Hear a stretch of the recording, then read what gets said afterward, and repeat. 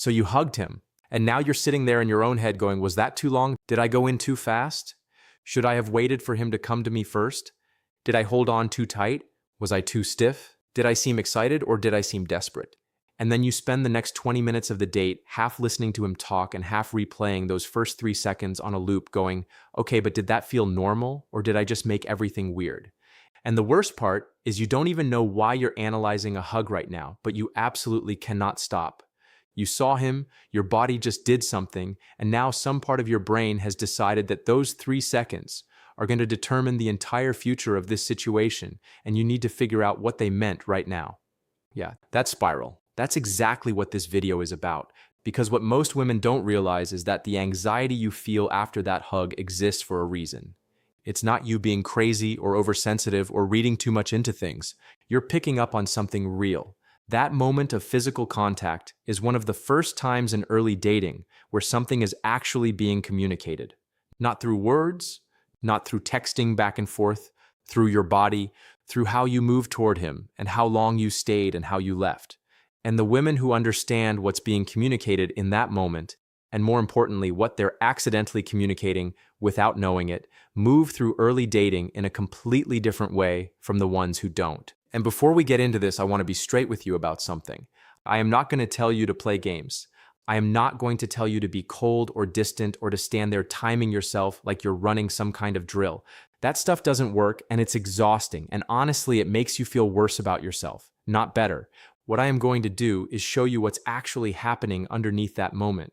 Why certain things quietly kill attraction even when they come from a completely genuine and loving place. And what the difference looks like between a woman who walks away from that first hug with his attention fully locked in versus a woman who walks away confused about why things always seem to cool off before they ever really get started.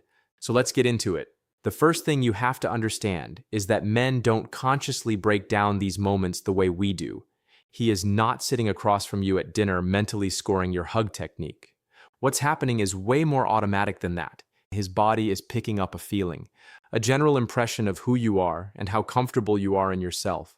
And that impression gets built in these tiny early moments before either of you have said anything real or meaningful, before the date has even properly started. The hug is one of those moments, and the feeling it creates either pulls him a little toward you or moves him a little away from you. He won't even be able to tell you why. He'll just feel it. And that feeling will quietly color everything that comes after it. Now here's where it gets really interesting. The thing that most often sends the wrong message in that moment is not what most women would ever guess. It's not being awkward. It's not being too quiet or too loud or saying something weird. It's actually being too warm too fast. And I know that sounds completely backwards. Being warm is a good thing. Showing someone you're happy to see them is a good thing. We've been told that our whole lives and in most areas of life, it's completely true. But in early attraction, there's a specific version of warmth that quietly works against you without you ever realizing it. And it's the version that shows up before he's done a single thing to deserve it. Think about what actually happens when you rush toward someone and give them this big, full, wide-open hug right at the start. Arms out, full energy, completely happy to see him. In that moment, you've handed him something really significant. You've shown him exactly where you stand before the night has even begun. Before he's made you laugh, before he's said anything interesting, before he's been kind or thoughtful or done anything that would actually earn that level of warmth from you. You gave it to him just for showing up. And what that does underneath the surface, without either of you being aware of it, is it removes the one thing that keeps a man's attention moving in your direction going forward. The question, that quiet little question sitting in the back of his mind that goes, I wonder if she's feeling this. I wonder what she thinks of me. I want to find out. That question is the engine. That question is what makes him lean in, pay attention, try a little harder, and when you answer it completely in the first 3 seconds with your whole body, that engine switches off. The question is gone. And when the question goes, a big part of the pull goes with it. I was working with a woman a while back who kept coming back to the same frustration every time we spoke. She'd describe it in slightly different ways, but it was always the same thing underneath. She'd say, I don't know what happens. Things always start off feeling really promising, and then it just kind of fades out. And she genuinely couldn't understand it because she was doing everything right on paper. She was fun and easy to be around and warm, and she made real effort. But when I asked her to walk me through those very first moments of her dates, this same pattern kept showing up every single time. She was going in fully from the very first second. Full warmth, full enthusiasm, completely open, nothing held back. And what the men she was meeting were actually experiencing was a woman who had already made up her mind, already all in, before they'd done anything at all to get her there. And when a man feels like you've already decided, something in him stops leaning forward, because he's already there. You put him there. He didn't have to work to get there, and so it doesn't feel like something he found. It feels like something that was just handed to him. And people don't treasure what gets handed to them the same way they treasure what they had to reach for, even just a little bit. And I want to address something here because I can already feel some of you getting uncomfortable with this. This is not about playing hard to get. This is not about pretending you don't like someone when you do. This is not about making yourself smaller or cooler or less than you actually are. The warmth is not the problem. The warmth is genuinely one of your best qualities. The issue is what's driving the warmth in that moment. There's a real difference between warmth that flows out of you because you're comfortable and settled in yourself, and warmth that flows out of you because you're hoping it comes back and tells you something you need to hear. One of those feels like being in the sun. The other one, even though it can look identical from the outside, feels like a question being asked. And people sense when they're being asked to answer a question, even when they can't put words to it, even when they'd never be able to explain what felt slightly off. They just feel it. The second thing that works against women in this moment is what happens at the end of the hug, specifically holding on past the natural stopping point. And I know a long, warm hug sounds romantic. It sounds like closeness and connection and all the things we want early dating to feel like. But here is what actually matters about a long hug. The meaning of it depends entirely on who decides it's going to be long. If he's the one not letting go, if he's the one who holds on past the natural end of it, that is him telling you something. That is him communicating interest through his body. But if you are the one stretching it out, if you are the one holding on just a little past the point where it would have naturally ended, what you have communicated without saying a word is that this moment meant more to you than it did to him. And he feels that gap, not as a thought, as a feeling, a subtle shift in weight, and that weight lands on the wrong side of the scale. Here is a simple way to think about this that applies to way more than just hugging. In any moment between two people, the person who needs that moment more carries less of the other person's attention. Not because people are deliberately unkind, just because that's how human attraction works at a basic level. The moment you show someone that you need something from them more than they need it from you, something shifts. Even something as small as a hug going 2 or 3 seconds longer than it should. It registers, not as a big obvious thing, as a quiet feeling of weight that sits slightly wrong. And attraction needs to feel light. Attraction needs to feel like something that's being discovered, not something being held onto. Now here's the part that always surprises people when I talk about this. The women who consistently hold men's attention in these early moments are not doing more. They are actually doing less. And one specific thing they do that seems almost too simple is they end the hug first, not sharply, not with any coldness or message attached.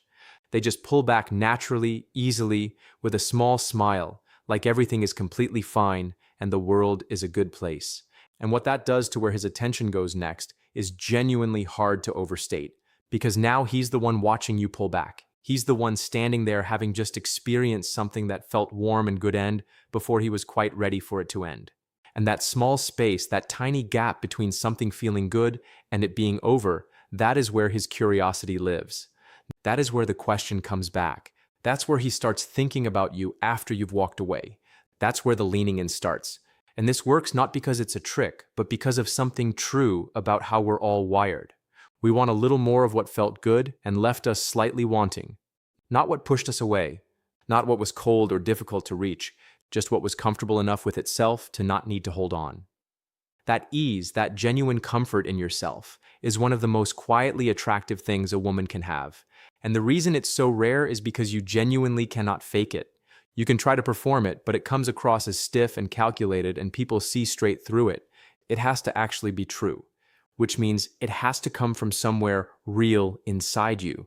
And that brings me to what I think is the most important part of all of this. The part that most content like this completely skips over. The reason most women go in too fast and hold on too long is not because they haven't read enough advice. It's because in that moment, something in them is quietly looking for information. You go in warm and open and you hold on, And part of what you're doing, without even being aware of it, is checking. You're waiting to feel whether he hugs back with the same energy, whether he holds on too, whether it matches. You're using the hug to figure out where you stand with him.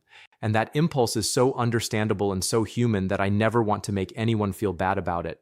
But when you start using a hug to answer a question you have about yourself, it stops being a moment of real connection between two people and it becomes something else entirely. And he feels that shift even when he can't name it. It reads as a kind of tension, a searching quality, like someone who isn't quite settled, and unsettled doesn't pull people in. It makes them quietly step back. I had a conversation with a woman not long ago who told me she had actually gotten really good at reading men through physical contact. She paid close attention to exactly how he hugged her back, how firm it was, how long, where his hands went. She thought she was being perceptive and smart about it.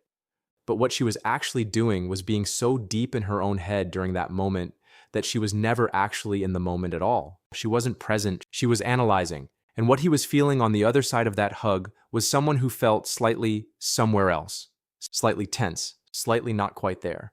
And that registered as distance even though she genuinely thought she was being warm and attentive. The body always tells the truth even when your words are saying something different. Now, I also want to talk about something that doesn't get brought up enough in conversations like this, and that's the women who hear advice about not being too eager and then swing completely the other way. They become stiff. They wait too long to hug at all. They hold themselves back so deliberately that they end up coming across as cold or uninterested or like they'd rather be somewhere else. And that is just as damaging to attraction as the overeager version. It's just a different kind of wrong, because what men respond to is not coolness, it's not distance, it's ease. There's a very big difference between those things. Coolness is performed. Ease is real. Coolness says, I'm trying to seem like I don't care. Ease says, I genuinely care about myself enough that I don't need this moment to rescue me. One is a wall, the other is a door, and men can feel which one they're walking up to.